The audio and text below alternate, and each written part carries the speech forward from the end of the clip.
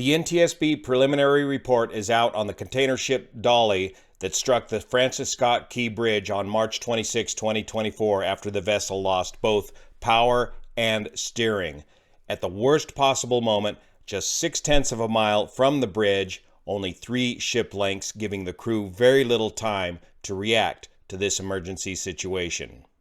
In this NTSB preliminary report is an excellent description of exactly how this vessel lost electrical power and thus the engine power and the ability to steer the vessel. My name's Juan Brown. You're watching the Blanco Lirio channel, and though I normally cover aviation accidents, this electrical system on board this vessel is very similar to a modern-day airline electrical system, with the exception that much of the circuit breaker use here is done manually by the crew rather than automatically by the electrical system itself. Let's check it out. The Dali is powered by a single slow-speed 55,626 horsepower diesel engine manufactured by Hyundai, MAN, B&W. I believe it's one of these engines located right here.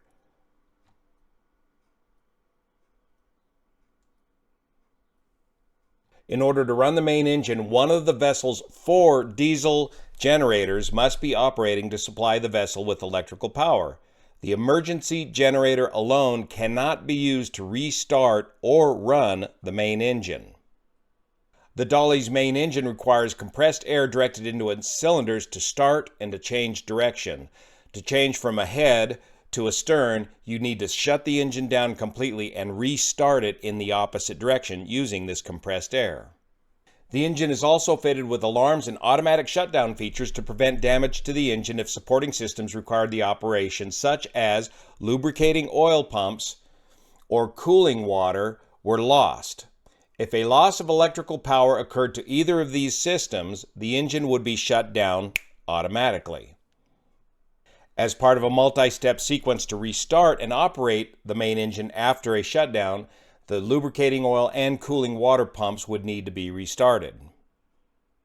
In order to understand the electrical system that keeps this engine operating, we need to understand this basic electrical schematic of how this ship operates. The ship has 2 electrical buses, a 6600 volt high voltage bus powered by 4 diesel generators, numbers 1 through 4, located up here, and the ship has a low voltage 440 volt bus located here, which is powered again by any one of those 4 diesel generators via one of these 2 transformer rectifiers, TR1 and TR2. This takes power from the high voltage bus and transforms it to low voltage to operate the low voltage bus. Also operating this low voltage bus is an emergency generator, which will automatically kick on if voltage is lost to this low voltage bus. But again, this emergency generator is unable to start or power the main engine on the boat or ship. Located on the high voltage bus is the main engine's oil lubricating pump system. It's not an engine-driven oil pump system. The oil pump is operated off of this bus. So if you lose this high voltage bus, you lose the main lubricating oil pump system to the engine, and the engine will automatically shut down. Located on the low voltage bus is the water pump system to the engine. So if you lose power to the low voltage bus, the water pump system will shut down to the engine. The engine will detect this and will automatically shut down as a result. Also located on the low voltage bus is one of 3 hydraulic pumps which operates the rudder to the ship. If you lose the low voltage bus, you're going to lose steering to the ship. Now, the emergency generator is capable of powering one of the hydraulic pumps to power the rudder to the ship, but that emergency backup will power that rudder at a much reduced rate of steering. Each of these 2 buses can be split in half by a bus tie circuit breaker. Here's the high voltage breaker located here and the low voltage breaker located here. These breakers are normally left in the closed position, and that's the position they were found at the time of the accident. Transfer of power from the high voltage bus to the low voltage bus is done through these two transformer rectifiers, and these breakers are HR1 and LR1 or HR2 and LR2. Typically, one of these branches is run for several months at a time, apparently, before they are switched over to the other branch. Now, we know from the video of the crash that there were at least 2 power failures before the ship hit the bridge, but there was also a power failure situation the day before the ship left port. Up until the electrical problems the day before they left port, this high voltage bus was connected to the low voltage bus via HR2 and LR2, this branch located over here. This diagram shows the configuration of the electrical system at the time of the accident. Electrical power loss on the previous day. On March 25th, about 10 hours before leaving Baltimore, the Dali experienced a blackout, loss of electrical power to both the high voltage and low voltage buses during in-port maintenance. While working on the diesel generator number 2, a crew member mistakenly closed an inline engine exhaust damper. Closure of the damper effectively blocked the engine cylinder's exhaust gaskets from traveling up its stack and out of the vessel, causing the engine to stall. He basically snuffed out the fire by inadvertently closing the exhaust system. When the system detected a loss of power, generator number 3 automatically started and connected to the high voltage bus. Vessel power was restored when crew members manually closed HR2 and LR2. Generator 3 continued to run for a short period, but then insufficient fuel pressure caused its speed to decrease and its breaker, the generator number 3 breaker, opened, and a second blackout occurred to both the high voltage and low voltage buses. In the meantime, the crew had reopened the generator number 2's exhaust damper, and that generator automatically restarted and then connected to the buses when that generator's breaker closed. While recovering from the second blackout, the crew switched the bus configuration to use HR1 and LR1, that's the 2 breakers on the right side of the system, and the bus's associated transformer rectifier number 1 instead of HR2 and LR2 on the left side of the system, which had been used for several months. TR1 and its associated breakers, HR1 and LR1, were in use when the ship departed on March 26. So there's the first, or one of the many big holes in the Swiss cheese of accident investigation, of a big change up in the electrical system with a big problem on the electrical system leading up to the accident. And remember, if we lose power to the low voltage bus, we lose the water pumps, which in turn causes the engine to fail, and we also lose the hydraulic steering capability to move the rudder, so we lose steering to the vessel as well. Until which time that the emergency generator can kick in and provide some limited steering to the vessel. Now that we have a fundamental idea of how this system works and what happened the day prior, let's go to the day of the accident. About 0005 local, an association of the Maryland pilots, senior pilot, and an apprentice pilot boarded the Dali, which was about to depart from the Seagirt Marine Terminal en route to Colombo, Sri Lanka, with a cargo of 4,680 containers, about 56,675 metric tons of containerized cargo. During the master pilot exchange, the senior pilot asked about the vessel's condition, and the captain reported that the ship was in good working order. And I don't know, in the marine world, if you guys go through the logbook and check the logbook for previous write-ups the last couple of days before you take command of the vessel, the Dali was assisted by 2 tugboats. So there were initially 2 tugboats helping them get this vessel going.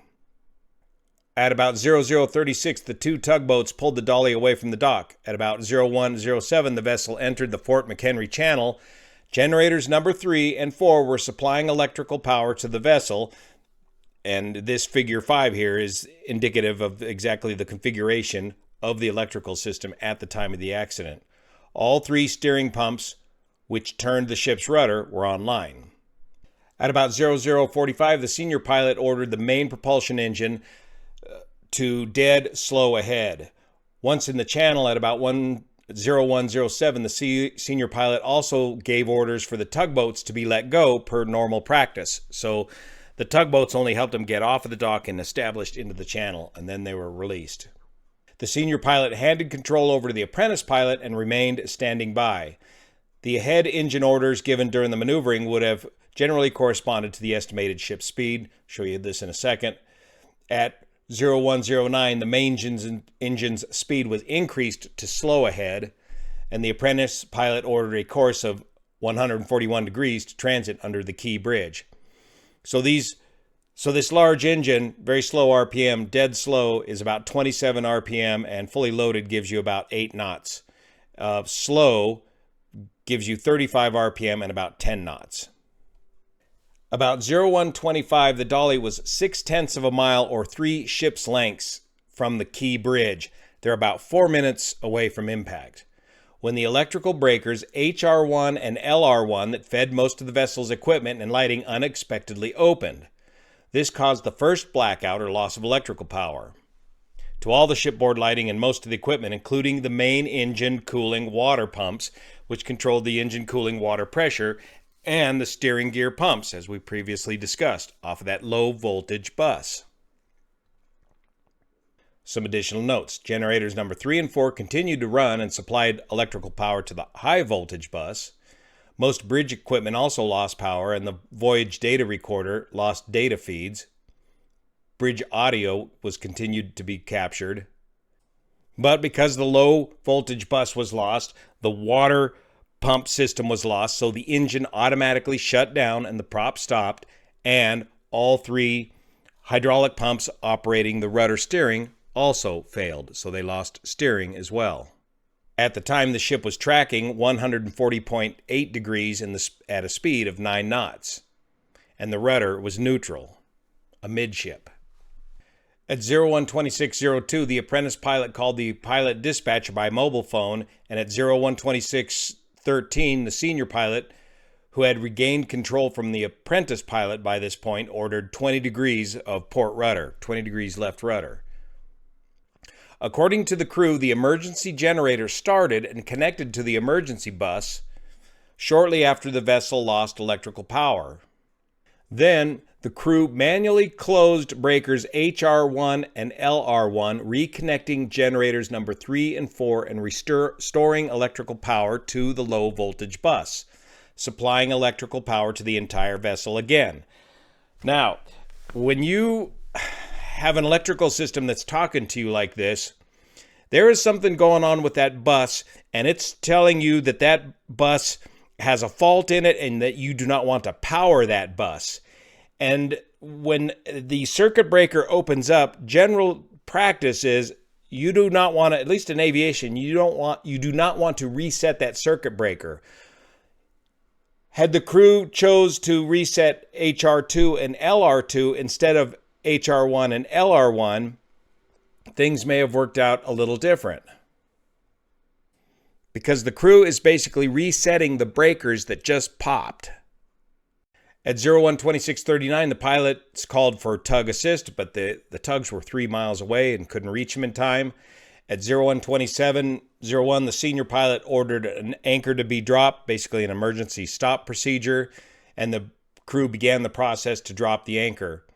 The pilot's dispatcher called the MDTA, the Maryland Police Duty Officer, and relayed that the ship had lost power as the police were on the bridge, doing work on the bridge at the time, or they were escorting a team of contractors that were doing work on the bridge at the time. The pilot's dispatcher then notified the Coast Guard about the Dali's loss of power.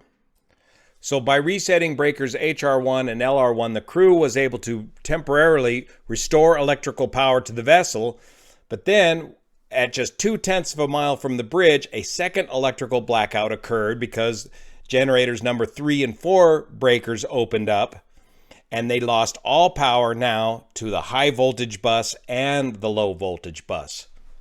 But by this time, the emergency generator had finally come online and began supplying some emergency generator power to the low voltage bus. Now generator number 2, which had previously started automatically because it was in the standby mode, now connected and restored power to the high voltage bus via its associated circuit breaker. At 01:27:23, the pilot ordered the rudder hard left.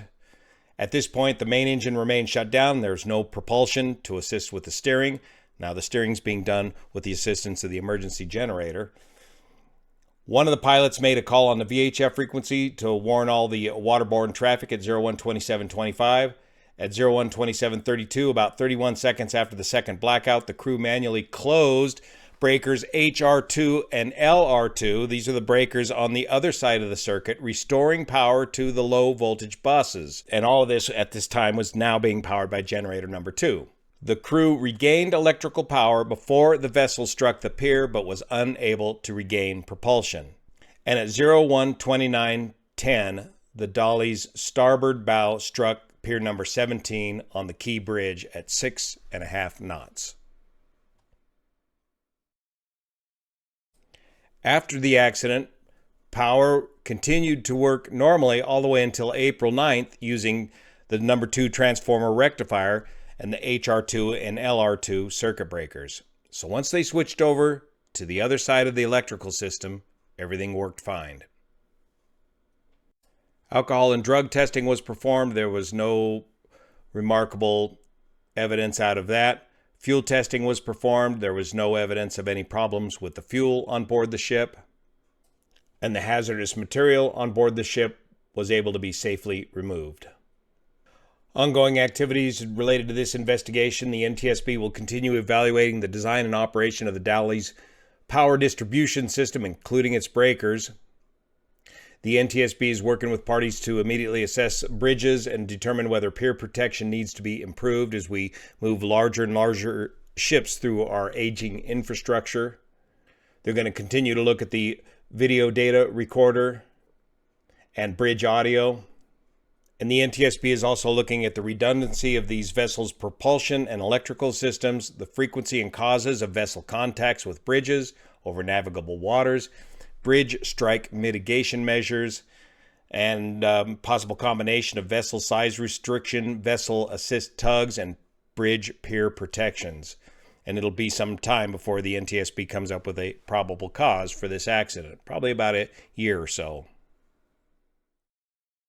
So I hope that gives all of us a little better understanding of what happened on board the Dali and the bridge strike of the Francis Key Bridge, and a very interesting case study in complicated electrical systems, electrical and power plant and steering systems, and the combination of malfunctions that can really lead to trouble in such a short amount of time. Thank you so much for your support of this channel, especially the folks over on Patreon that make this content possible. And just as a reminder, if you're in the local area, we're going to have our annual open house and fly-in and combine it with the local Armed Forces Day celebration right here at Nevada County Airport. Free admission for everybody. We're going to have a giant pancake breakfast. We're going to serve over 600 pancake breakfasts. We're going to be doing airplane rides all day, and all the proceeds from our efforts here will go towards the Golden Empire Flying Association Local Aviation Youth Scholarship Fund. Each year, our local organization, Golden Empire Flying Association, which I'm president of this year because I was out on at Sydney when they came time to elect a new president, and so I became it. We take this funding that we get, these donations that we get from this event, and fund these scholarships, and this year we gave away over $12,000 in scholarship funding to 2 young local aviation prospects that are getting their ratings and their pilot's license and starting their career in aviation. Thank you so much for your support. Come over to here if you would like to donate to the cause. Thank you so much for your support. See you here.